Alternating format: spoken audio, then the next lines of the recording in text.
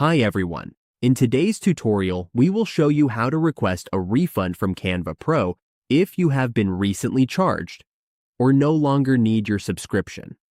We will walk you through how to contact support and submit your request directly from your Canva dashboard. To get started, go to the mini profile logo in the lower left corner and click on it. From there, click Settings. Inside Settings, you will find the Billing section. Here, you can see your active subscriptions. From here, you can cancel by clicking this option to cancel or request a refund for your subscription. You can also go to Orders and Invoices to cancel your subscription. If you have been charged, click here and choose the action you need.